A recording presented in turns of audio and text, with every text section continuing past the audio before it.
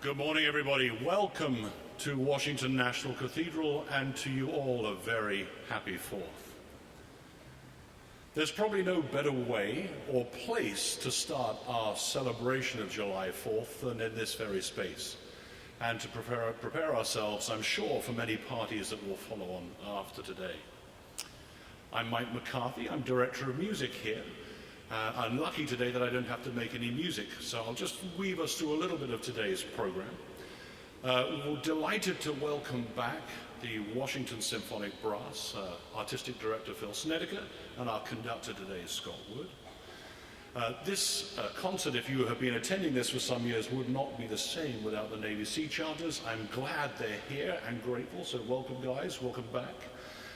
And I think importantly, this concert has always been really based around the cathedral organ. This is, as it were, the belle of the ball and continues to be so. And last year we got techno-savvy and managed to be able to talk to the organists at the console. So I think we're going to try that again. It's a bit like putting a washing machine on the moon around here, but we'll try this. So Benjamin Straley, are you there? Hello? Oh, there he is. Yeah, I'm here. And George Fergus, are you there? Hello.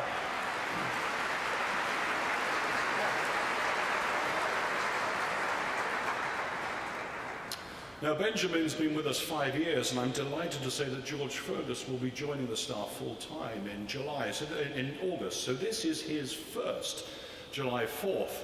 He has been corrupted already, sadly. Benjamin came to us as a very colourful player, and if the camera happens to be on the pedal board right now, you'll see that Benjamin also has a fairly...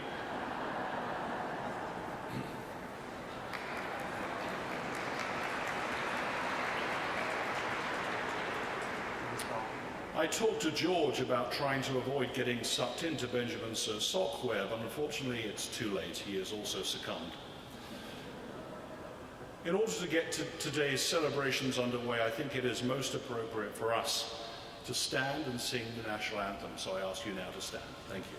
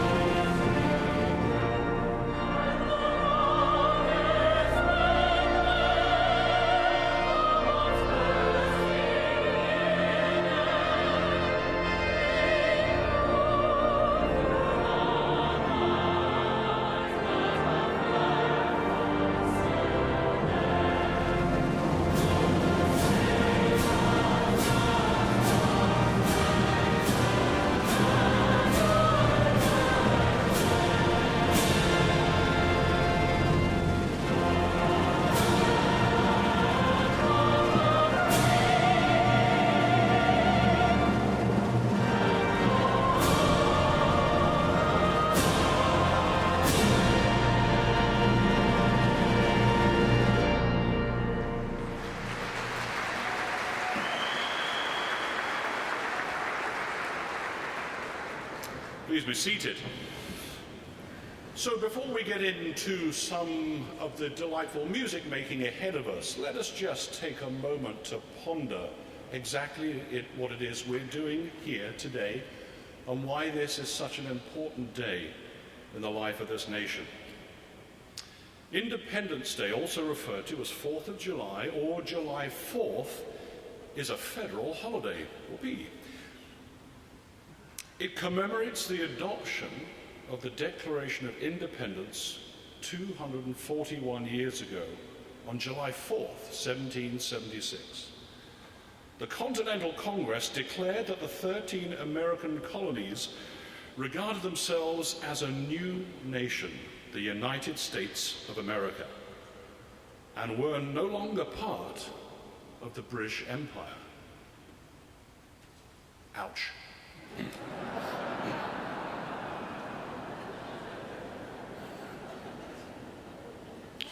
Now, we are going to be working a little bit today, as we have not worked in the past, in being a little bit more interactive.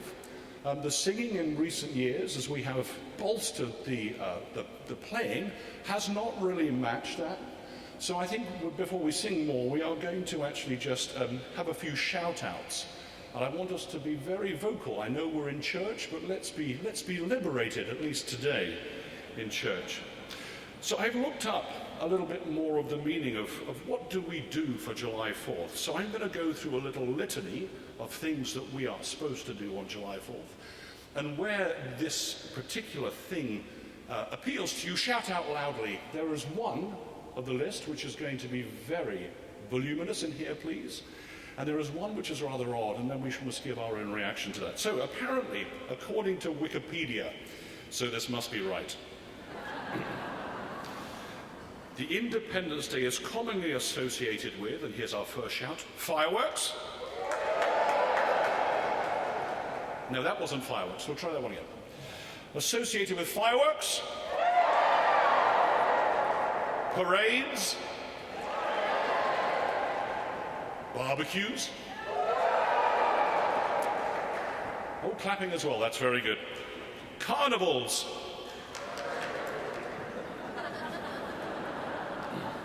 There's a carnival happening over here, folks. Fairs. Okay. Picnics. Here's the big one. Concerts. Baseball games. Family reunions. Yeah. And wait for it. And this is what it says. Political speeches.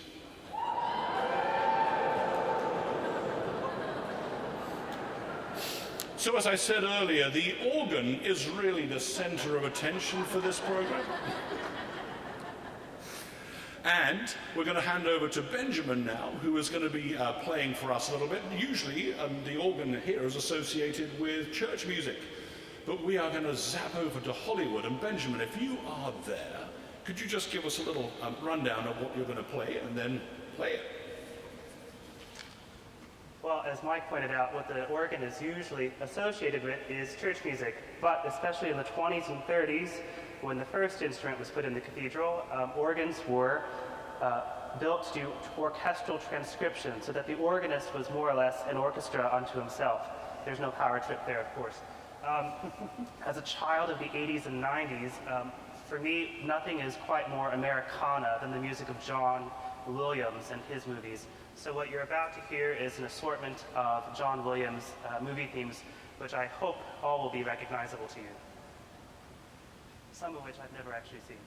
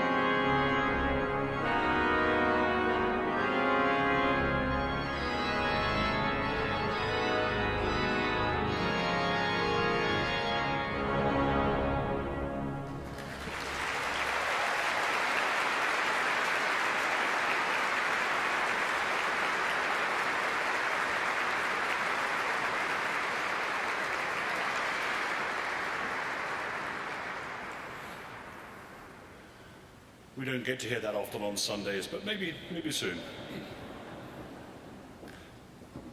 Delighted, as I said earlier, that we once again can have the Navy Sea Chanters with us. I think it's very important when we're in a space like this that we recognize how much, in some respects, both church and state sort of are able to nestle together so appropriately, and so appropriately for a day like today. I don't think it would be right for us to celebrate in this space without having some musical representation from the armed forces. So I think as we move ahead, I would just like to take this moment to offer on behalf of us all and to recognize on behalf of us all the remarkable work of the men and women of the armed services for all they do to support us.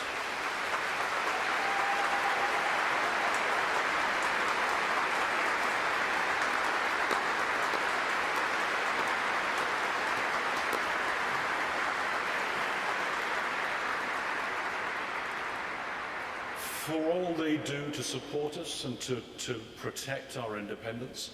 And I'd also like to mention, just I suppose because I am a musician, how much music plays at the very heart of supporting the work that the men and women of our armed forces do. So thank you very much for your dedication and service.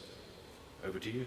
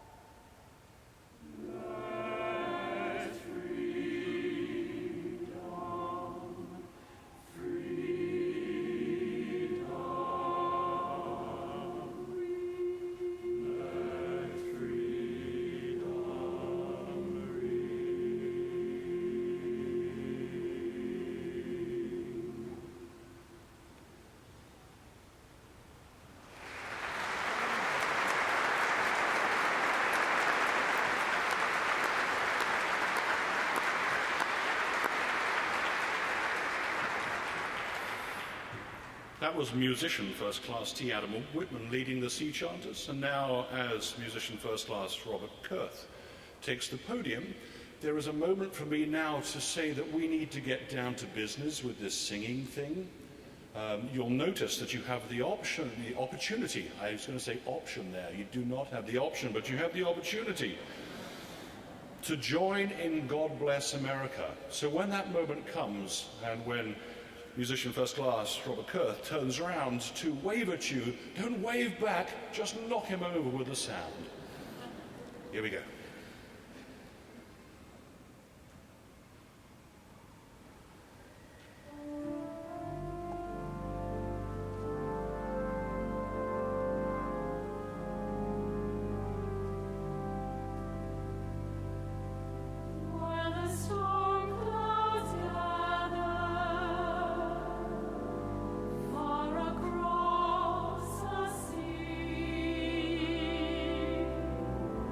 Let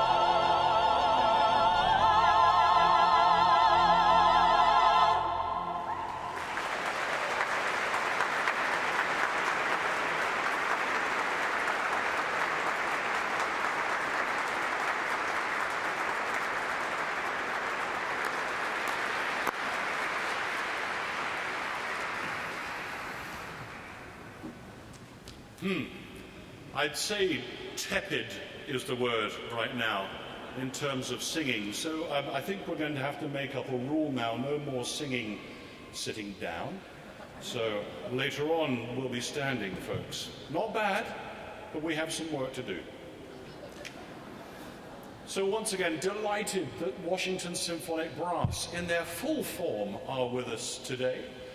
Just before they play, I need to let you into a little bit of a secret that brass players are not known for complaining very much. Someone was laughing. But they did say last year, having sort of gone to the full array, when they were playing in the congregational stuff, they were really somewhat underwhelmed by the amount of power that was coming from you. So please, they're going to be playing very loudly soon, and we need to sing loudly back. It's great to have them here. Again, just to acknowledge Phil Snedeker, the artistic director, who has offered so many arrangements, both in former years and today. We marvel at those, and again, we welcome to the podium Scott Wood.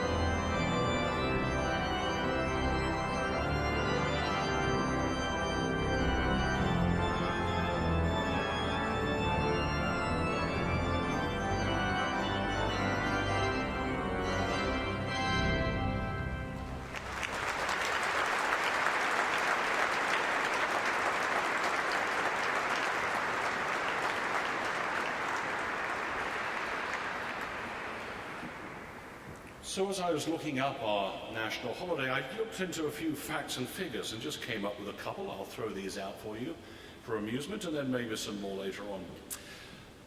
The Declaration of Independence was actually agreed on the 2nd of July, not the 4th of July. It took a couple of days to get the paperwork together, but the agreement was made on the 2nd, apparently. There is one president, Calvin Coolidge, who was born on July 4th. Of the first 5 presidents, 3 died on Independence Day. John Adams died on July 4th, 1826. He was 90. He was not a big friend of Jefferson, who died on the same day, aged 83. Apparently Adams was rather, as he was passing on, was rather grumpy that Jefferson was actually going to outlive him, but what he didn't know is Jefferson had died 5 hours earlier. The 5th president, James Monroe, and the last of the founding fathers died on July 4th, 1831. It hasn't always been a holiday. Apparently George Washington decided to double the rum rations 2 years after independence for the soldiers. Massachusetts declared a state holiday in 1781. In 1870, Congress declared July 4th an unpaid federal holiday. 1938, Congress made July 4th a paid holiday.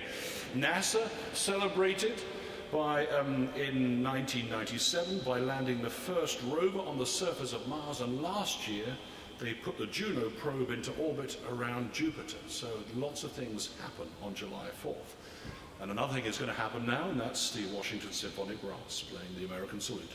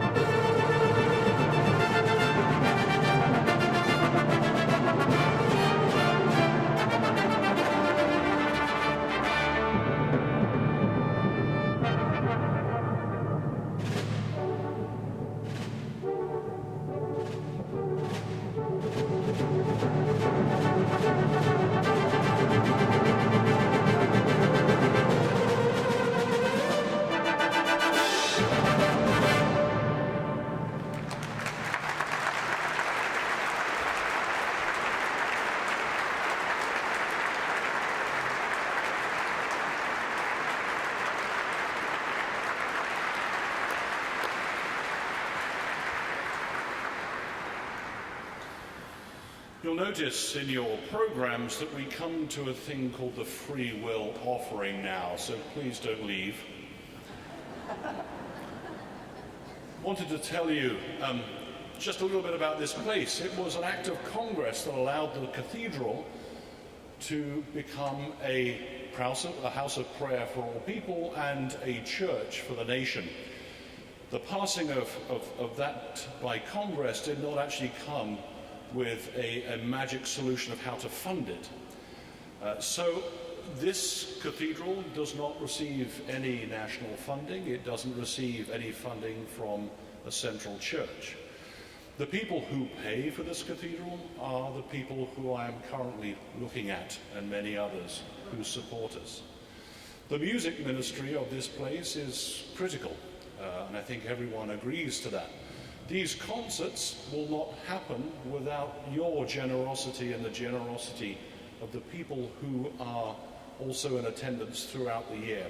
I know it looks like a packed house. It is a packed house, but it takes a packed house, I'm afraid, to be able to sustain and do what we are able to do. So we are thrilled you are here.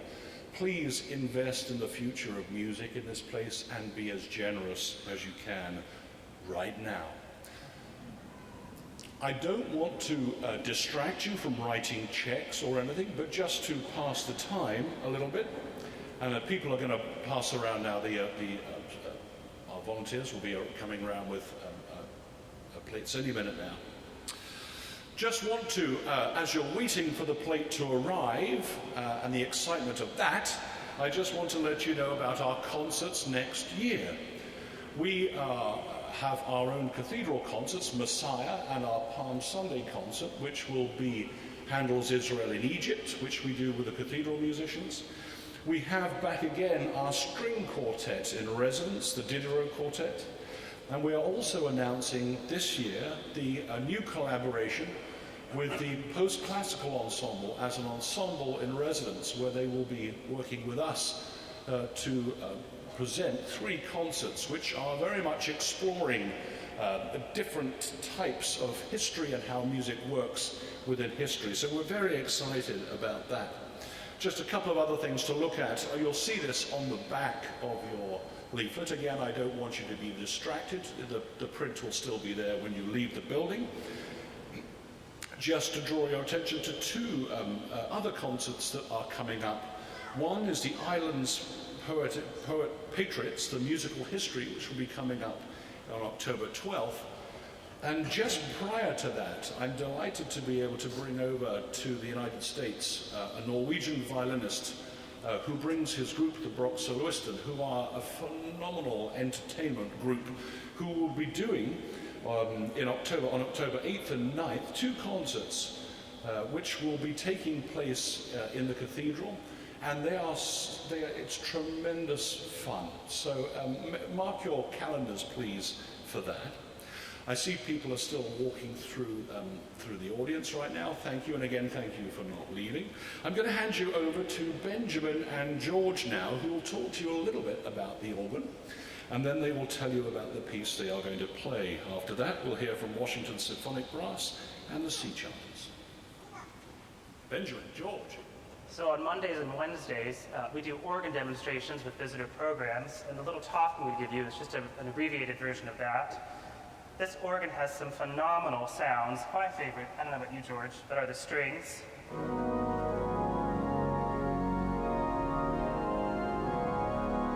It's a pretty spectacular sound in this space. George, do you have some favorite sounds? One of my favorites is the clarinet.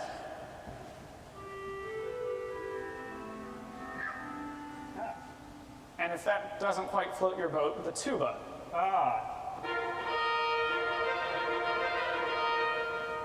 As I mentioned earlier, the organ came to be an instrument that was good for playing orchestral music with one person.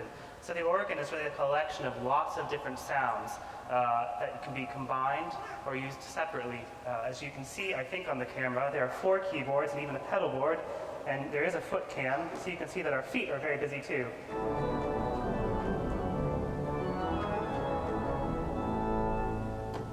What were you going to say, George? I don't remember. Continue. This is our comedy routine. You didn't know you were coming to this, did you? So the organ can be used together. So for example, I can use that string sound I mentioned, and maybe I want to solo out something in the right hand. There are high sounds. The tiniest pipes sound like this.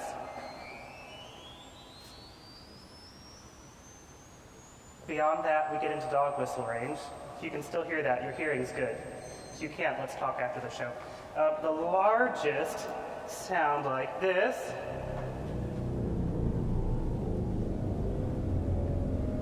We're getting lower and lower. And those pipes are actually a little bit over 32 feet long and wide enough that we could fit several grown adults inside of quite comfortably. Although we're told we can't do that anymore.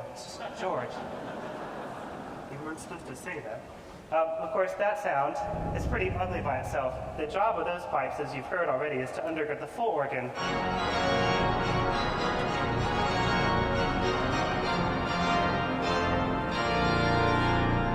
And a couple other pipes, sets of pipes rather, worth mentioning before we go into the next piece that are on the full organ spectrum.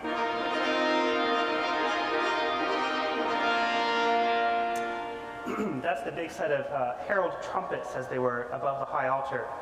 And both of those ranks are on high pressure. And I'm always amused, if you were to see those pipes up close in their chests, you would see that they're actually chained in, it looks like bicycle chain, around the boots of the pipes so that they don't become projectiles when the air enters them, which I'd love to see once. But our organ curator, who comes faithfully every week and cares for this aging and ailing instrument, does phenomenal work, but I don't think you'd want to see that. So I think we're probably ready to go into our next piece, which requires George and I to switch places, if you want to go around. In this piece, you'll hear some of the tunes from earlier in the concert, as well as some others that are yet to come. And as we mentioned, the organ renders orchestral music quite well. This next piece kind of takes it to the next level. What's better than one person making lots of sounds than two people, 4 hands, and occasionally 2 to 4 feet making lots of sounds. So this is Charles Callahan's Patriotic Rhapsody.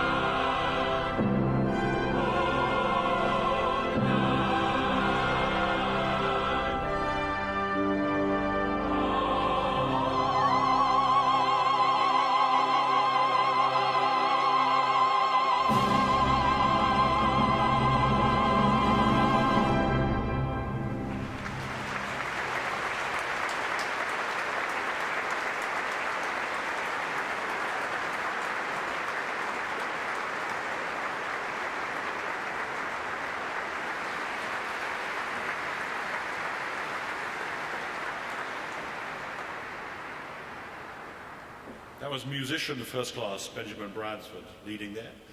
And as we change now to bring Chief Musician Casey Campbell to the podium, there's another chance for you to sing. Now, I was just sitting back there thinking maybe I have been a bit tough on some of you, because you may feel that amongst all this glorious music making, you don't think that you're a good enough singer. Well, you are. And be sure no one, we're in church, no one's going to judge you. So, but just in case you need a little bit more prompting, we in the Episcopal Church here have come up with a technique, which is the smile and nod technique. You'll actually see the Sea Chanters doing it as well. It's a different form in their way. But the smile and nod technique is someone standing next to you, because it's going to happen now, is going to open up in melodious, potential melodious ways, but maybe not. And in the Episcopal Church, that happens quite a lot in church. And we smile and we nod. And everyone feels very happy about that. So if you find, why don't you just take a minute to rehearse this, just so we're all accustomed to it. Just turn to the person next to you. Imagine they're singing atrociously, but you have to smile and nod. Just do it now, just a couple of seconds. Come on, Sea Chanters. Come on, come on, come on, come on. So we have 3 things to sing before we finish today. We want to raise the roof, and those who are feeling, or were feeling inhibited, now feel inspired. Take it away.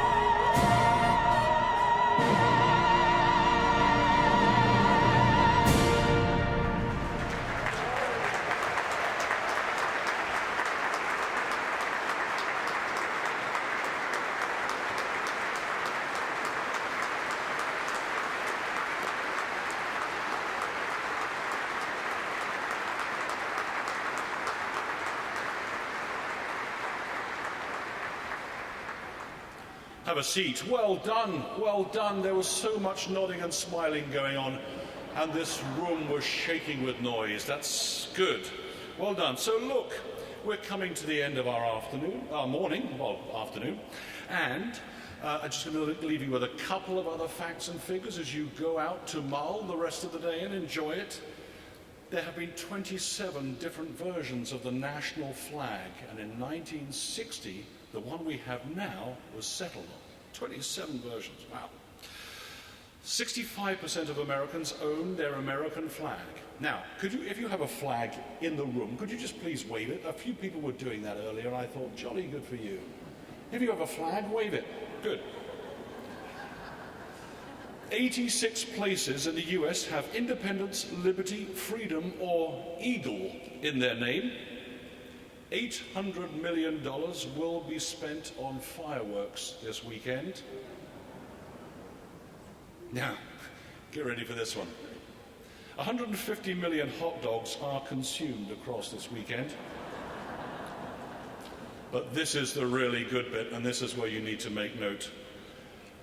70 of those hot dogs were consumed in 10 minutes by Joey Chestnut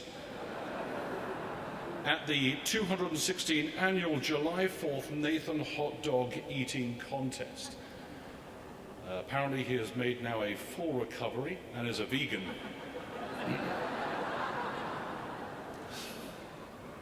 So we come to the end of our afternoon, our morning and afternoon together. It's been wonderful having so many of you here.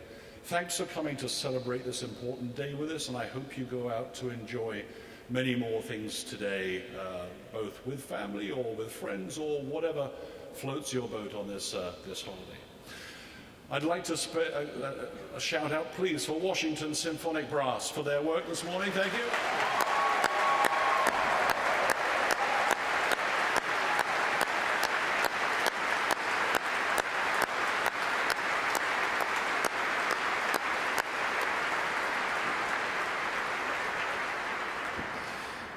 Good, I like the shouting, well done. So we're going to have a shout out for the Sea Chanters, please.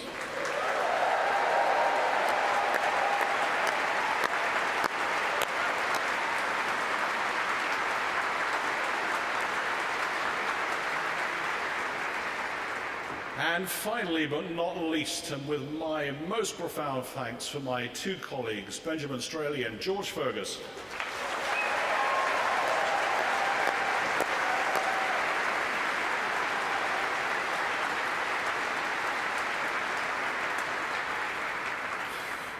Last year, so this is the last thing I tell you, last year a few people came up to me, they did not know what to do with the Stars and Stripes Forever. Is it appropriate to clap? Is it appropriate to wave flags?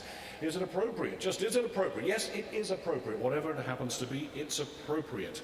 Make noise. You'll realize this year also that on the back of the program, there are some words. We thought you could sing some more. So we're going to do some singing for America the Beautiful. And when it comes to the Stars and Stripes Forever, Scott Wood will turn to you and you will join in as gustily as you can. I know the words fit because I went through it earlier on. You may not know these words, but you can clap, you can sing. And if you do all of those things, please don't harm yourself. Okay, good. Thank you for being here. Have a wonderful holiday. See you again next year, if not before then. Thank you very much.